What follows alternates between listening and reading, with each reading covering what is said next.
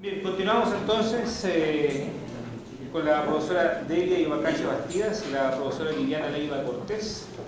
Delia es ingeniero informático de la Universidad Técnica Federico Santa María y magíster en Ingeniería Informática de la Pontificia Universidad Católica de Valparaíso.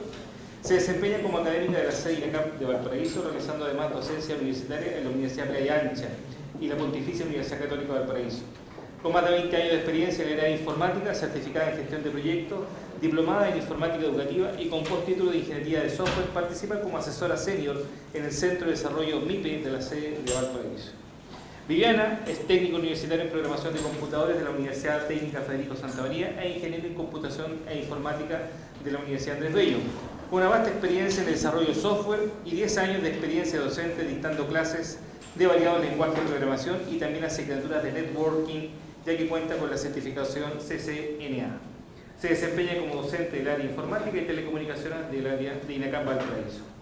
Delia y Viviana presentan la ponencia usando metodologías activas para mejorar la motivación y el aprendizaje significativo en fundamentos de programación. Adelante. Hola, buenas tardes. Bueno, yo soy Viviana Leiva, acá mi colega es Delia Ibacache. Nosotras, bueno, yo hago clases en una asignatura que se llama Fundamentos de Programación y es una asignatura que tiene una alta tasa de reprobación y también de deserción, o sea, se juntan dos temas ahí.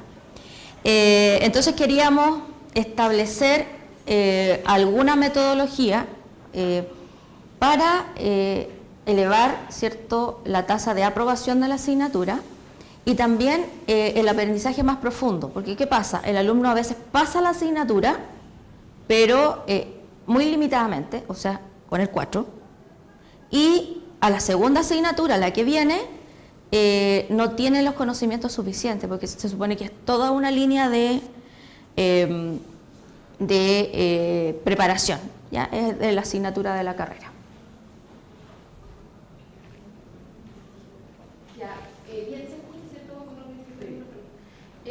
Nosotras, para poder mejorar este porcentaje de aprobación en la asignatura y también tratar de retener más alumnos en clase, empezamos a investigar en la literatura cuáles eran los factores que mejoraban el aprendizaje en programación en particular.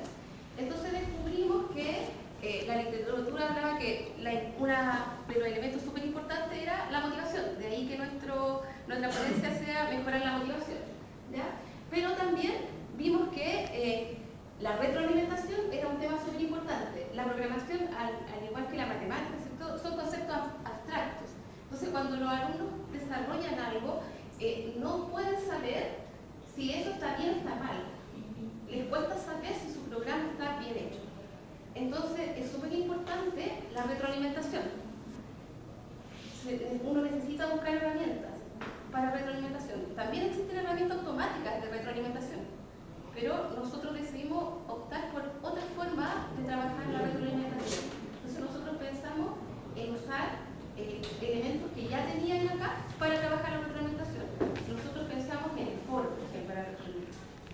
También la asignatura en sí trabaja con la estrategia de aprendizaje basado en problemas.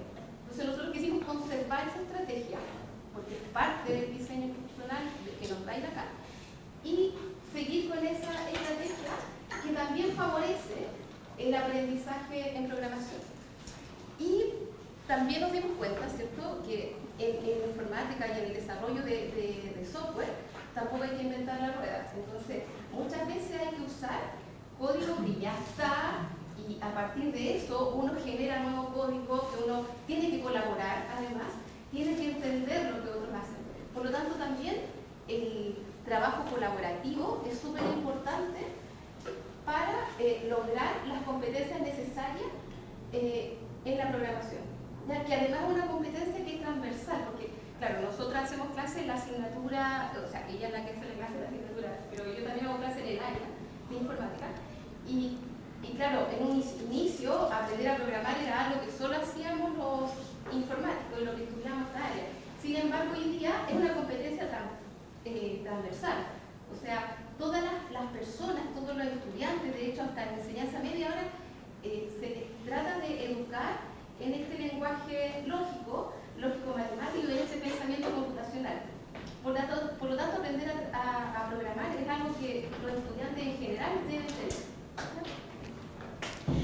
Bueno, les explico un poco más a qué me enfrento en la asignatura. Bueno, esta asignatura yo la llevo haciendo como 4 o 5 años.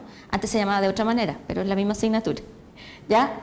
Y es una asignatura práctica de especialidad y orientada a desarrollar el pensamiento lógico. Eso de desarrollar el pensamiento lógico cuesta muchísimo, ¿sí? Y si además ponemos la variable matemática, es peor, ¿sí? Entonces, ¿qué hacemos en fundamento? Tratemos que los alumnos se enfrenten a los problemas, determinen cuáles son las entradas del problema, un proceso que las solucione y una salida. Eso es lo primero que tienen que hacer los alumnos. Cuando ya encontraron la entrada, el proceso y la salida, les pedimos que lo grafiquen. Eso de ahí es un diagrama de flujo que le puse ahí que es un perímetro. Y bueno, las distintas, yo creo que más de alguno ha visto un diagrama de flujo, en todas las áreas se usan diagramas. Bueno, acá tenemos la dificultad de primero, había que los alumnos recordaran cómo se calculaba el perímetro, en este caso, de un rectángulo, ¿cierto? Y generaran el paso a paso para obtener. Esa es la unidad 2. Aquí es donde me di cuenta que es cuando el alumno necesita más retroalimentación. Entonces, aquí cuando se plantea el problema de que yo estoy en un laboratorio con 30 alumnos, ¿sí? Con 30 alumnos y ellos están con sus pantallas, ahora súper grandes, yo no los veo, entonces es muy difícil ayudarlos, ¿cierto? Y que no estén en Facebook y todo, pero eso es un detalle, ¿sí? Sí, entonces esa es la primera, digo yo, ¿cómo les ayudo a que trabajen? Y después de la segunda unidad viene la tercera, que es el pseudolenguaje. Esto de acá está hecho en una aplicación que se llama PCInt, que se usa a nivel nacional, que es un pseudolenguaje, no es un lenguaje de programación, pero prepara al alumno, ¿cierto?, para después enfrentarse a los lenguajes de programación. Bien, entonces nosotros pensando en eso, en la problemática que tenía Viviana en la sala, y cierto, lo que habíamos detectado de la asignatura, de las características de la asignatura, de todo este contexto, de que los alumnos, ¿cierto?, se desmotivan, de que cuando van a hacer un programa ellos no lo pueden resolver, rápidamente abandonan el curso, que a veces no llegan a la primera evaluación, etc. Entonces nosotros pensamos en una estrategia que juntara distintos elementos para lograr mejorar esta motivación y además el aprendizaje, que fue lo que parte diciendo Viviana. O sea, queremos que retengan esto, que no aprueben el ramo, sino que queremos que tengan aprendizaje, porque van a tener ramos de programación hasta que terminen. Entonces, no basta con que aprobé el ramo de programación y salí, es como tengo que seguirlo practicando.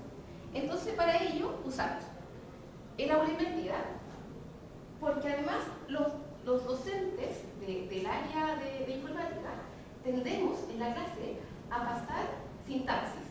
Es como si uno en la clase, a lo mejor de lenguaje, de otro lenguaje, empezara a enseñar, ¿cierto?, cómo escribir la ortografía, pero a lo mejor hay otras maneras de trabajarlo eso. Entonces yo no lo voy a trabajar, a lo mejor yo puedo hacer que ellos lo vean eso fuera de la sala y que en la sala me hagan consultas de cómo aplicarlo, de cómo aplicar el lenguaje. Aquí también nosotros, en vez de pasar y de que los alumnos, o sea, que el profesor den la clase enseñando sintaxis, enseñando, mire, al final de esto vamos a un tricoma, que no, que tiene que poner paréntesis, aquí no va paréntesis, eso, dejarlo para que ellos lo vean fuera del aula. Entonces ellos fuera del aula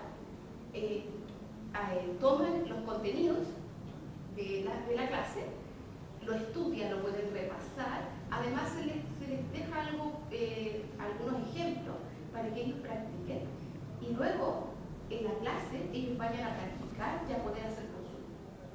Entonces la estrategia es esa aula invertida, acompañarla con esta estrategia que tiene que ver con la gamificación, pensando en la motivación del alumno, cómo motivarlo. Pensamos llevar el juego a la sala, que ellos vayan a jugar un poco.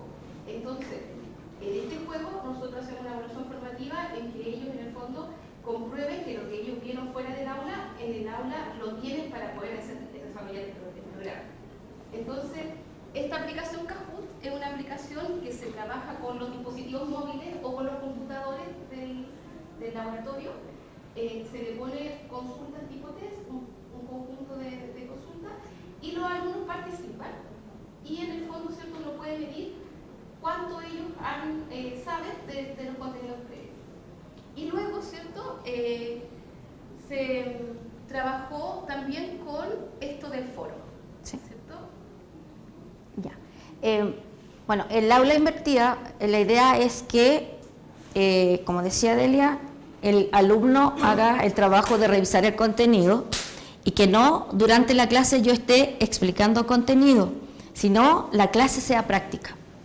¿Ya? Entonces, estos son los dos momentos. Igual es un poquito, hay que planificarlo bien porque hay que generar un contenido, una presentación. Yo en general no me gustan mucho las presentaciones. Les genero un documento con ejercicios, con ejemplos paso a paso y les digo, ya lo subí a la plataforma. Yo uso harto la plataforma del Moodle. Sí, yo la uso harto. Vean los rankings. Estamos todos vigilados. Bueno, y les subo el archivo, ellos lo revisan, algunos. ¿Cómo yo sé que lo revisan? Porque a la otra clase, ¿cierto? Porque esta asignatura tenemos 2 veces a la semana, algo súper importante. Y a la otra clase, lo primero es el Kahoot. Y ellos no saben si revisaron o no revisaron los contenidos. Y ellos mismos dicen, o no lo revisé. Y después viene la práctica con los foros. Ya les vamos a explicar cómo.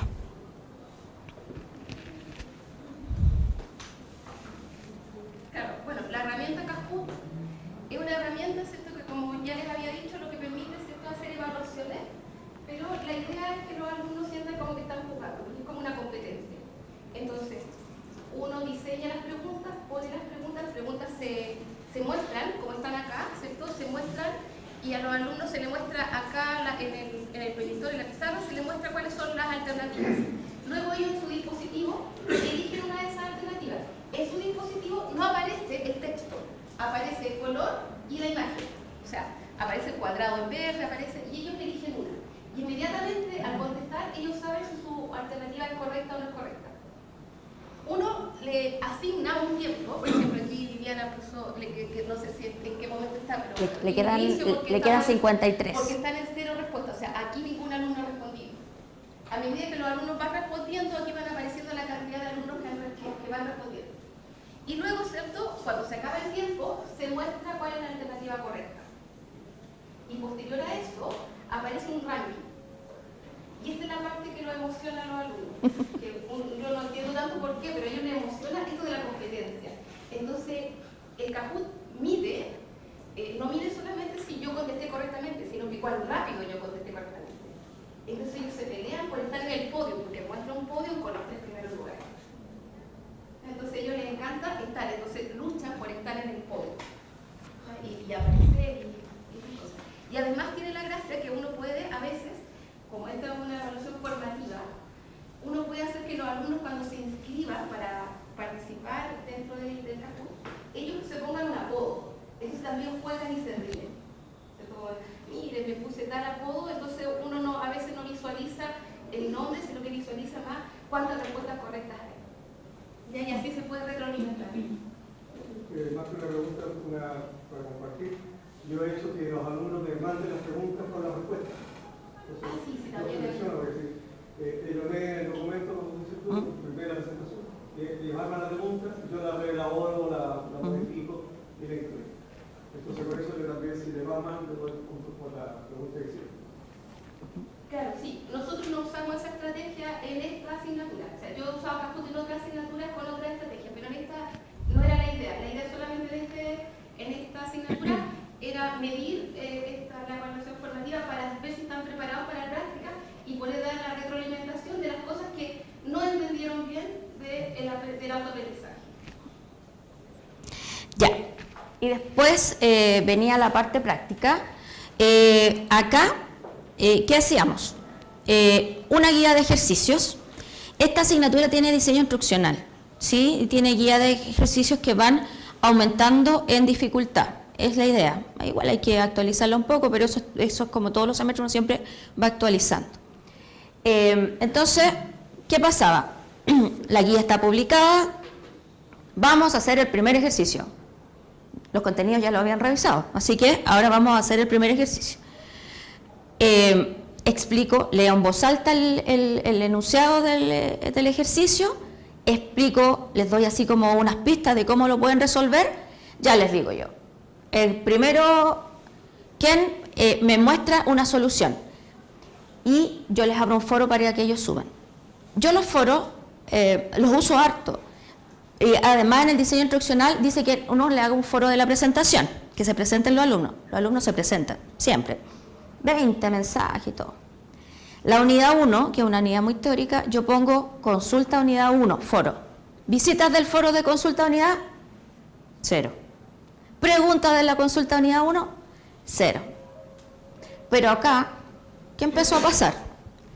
Se peleaban por saber o por publicar primero las respuestas. ¿Y qué pasó? Yo dije, ya, estoy revisando a todos los alumnos y la retroalimentación es automática. O sea, yo reviso y le digo, sí, está correcto. ¿Ya? Eso pasó, al principio era re fácil porque publicaba uno, publicaban dos y era fácil corregirlos y contestarle a todos. Pero empezó el tema de la competencia. Los alumnos ahora, como son muy individualistas, son muy competitivos. Entonces empezaron a publicar. Y empezó también el trabajo colaborativo, porque ellos empezaban a conversar. O yo llegaba a alguien y decía, Luis tuvo el ejercicio bueno, y ellos buscaban en las publicaciones el que había publicado Luis. ¿Sí? Entonces, durante la clase era enunciado, publicaciones, foro, por tiempos, dependiendo de la dificultad del ejercicio. Entonces, ellos me copiaban la imagen y la imagen queda disponible para todos. O sea, todos pueden ver el trabajo. Aquí. Bueno, como yo les decía, no era solo mi percepción, sino que efectivamente los alumnos usaron el foro. Ahí habla de un 67,8%. Que escribieron un promedio 4 por comentario, o sea, publicaron. Yo solo revisé las publicaciones, acuérdense que uno en Moodle puede ver todo lo que hacen los alumnos, y saqué las estadísticas de ahí, del uso de foro. Y efectivamente ellos, a las 0 que habían hecho en la consulta de unidad, aquí como promedio 4. No sé, pues tenía alumnos que eran top y tenían 10 publicaciones. La lectura también era importante. Siempre hay un par de alumnos que no participa, pero sí lo revisa. Y esa revisión era mucho mayor el día antes de la prueba. ¿Sí? Que es una tendencia. Como esto era como muy así como, lo estamos viendo la solución, porque además yo mostraba las soluciones de los alumnos, las proyectaba. Entonces, ya como no estaban cuestionando la solución de la profe, cuestionaban la solución del compañero, de un par, eso implicaba que tenían mayor confianza para plantear las dudas, porque no estaban cuestionando lo que yo decía, sino que estaban cuestionando lo que decía el compañero. ¿Sí? Y por ende también, ¿cierto?, se genera este trabajo colaborativo de que, ¿y por qué lo entendiste así? Porque el programar es como un arte, cada cual tiene su estilo para programar. Entonces, ante un problema, hay gente que es muy, muy complicada y la resuelve de una forma muy, muy rebuscada, y hay otras personas que lo resuelven de forma muy simple. ¿Sí? Cada cosa de estilo. Y algo que yo no me esperaba, como esta experiencia, es que ganamos un repositorio de soluciones con distintos estilos. ¿Sí? Entonces el alumno se quedaba con la solución que más se ajustaba a su pensamiento lógico.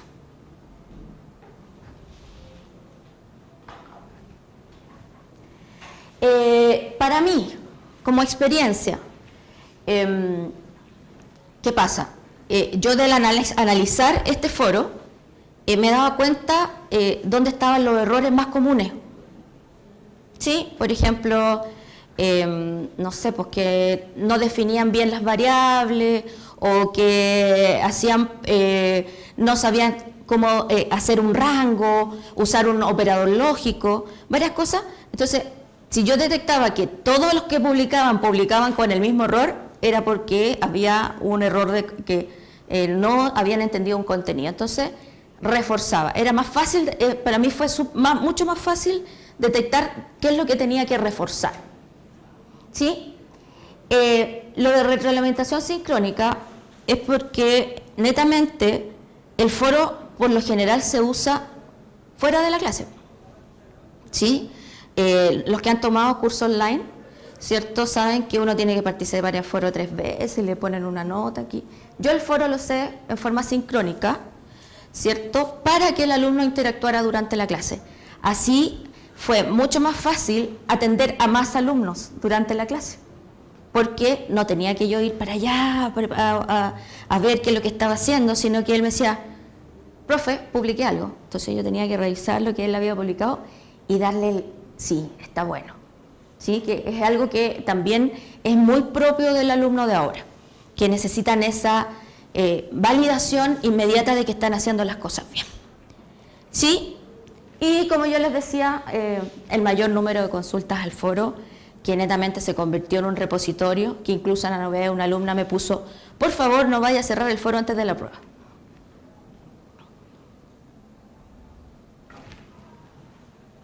Bueno, nuestra proyección, porque esta fue una experiencia piloto, nosotros queríamos ver si nosotros cambiando la estrategia metodológica podríamos aumentar la motivación de los alumnos y por ende, ¿cierto?, los aprendizajes esperados y el aprendizaje profundo. Obviamente, con una experiencia no podemos determinar que efectivamente estamos cambiando el aprendizaje del estudiante. Sí podemos apreciar el cambio motivacional. La cantidad de alumnos que finalmente completaron la asignatura, que obtuvieron promedios mayores que 4, fue alta y fue mejor que en versiones anteriores del curso, realizado por la misma docente. Ya, pero la idea es poder proyectar y hacer de verdad un experimento donde nosotros podamos, ¿cierto?, medir el impacto real que tendría esta estrategia, este conjunto de estrategias en los aprendizajes profundos, y para eso necesitamos más tiempo para poder determinar si en el siguiente curso que ellos tomen de programación, los que aprobaron bien esta asignatura realmente van a tener el aprendizaje. Sí. Eso como en términos general. Y también bueno, evaluar la experiencia por parte de los alumnos.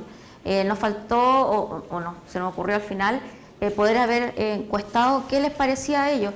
No solo quedarse con la idea de que sí les gustó, sino que efectivamente saber a través de una encuesta o algo por el estilo, ¿cierto?, efectivamente qué les pareció el uso del foro, si fue un aporte o no. La idea, yo lo trabajé en solo una unidad, la idea es formalizarlo en todas las unidades. ¿Por qué formalizarlo? Porque significa hacer material para que revisen, ¿cierto?, un material comprimido, simple, con ejemplo, no un libro ni un capítulo de libro, sino que algo muy concreto. Hacer las preguntas para el Kahoot. Bueno, el foro es fácil de crear, esa parte no es tan difícil. ¿Sí? Y, bueno, llegamos al final. Esto, como decía Delia, fue un experimento piloto. De una experiencia personal se convirtió en un experimento que nos llevó a buscar el concepto de motivación. El motivar a los alumnos implica un esfuerzo bastante arduo en los tiempos de ahora, por todos los agentes externos, ¿sí? El celular, más que nada. ¿Sí? Nosotros por eso incorporamos esto del Kahoot para en el fondo que igual ellos ocuparan el teléfono que lo usaran a favor de la asignatura. Sí. También es importante recalcar que también hay que tener cuidado, porque uno podría decir, es súper fácil, aplico y genero problemas, pero por ejemplo, si Viviana hubiese abierto el foro, a lo mejor con un problema de programación que fuera muy complejo y que nadie contestara el primer foro, ¿cierto?, y nadie contesta el problema, al final podría ser en contra, o sea, podría tener motivación al revés, ¿cierto? Podría decir, pucha, qué difícil y no puedo hacerlo. Entonces, claramente hay que trabajar y tener cuidado en el diseño de los ejercicios y de los problemas que uno va a tratar, de que tengan este incremento en la dificultad de tal manera de poder medir bien y que en el fondo lograr la motivación que nosotros queríamos con ellos. Sí. Bueno, y el hecho de utilizar el aprendizaje basado en problemas, el cambiar un poco el concepto y usar el aula invertida, o sea, la revisión de los contenidos por el alumno, con consulta y parte práctica en la clase, que es un cambio bien radical, porque en explicar el contenido, como les decía la Delia de la sintaxis, que a la final de la línea va un punto y coma, cuando estamos programando, a lo mejor es mejor que ellos lo lean y lo revisen más prácticamente con el alumno, aprovecharla. ¿Sí? Bueno, y también, como les decíamos, el concepto de gamificación. Estos elementos son los que estuvieron presentes en nuestra experiencia. ¿Sí? Llegamos. Muchas gracias.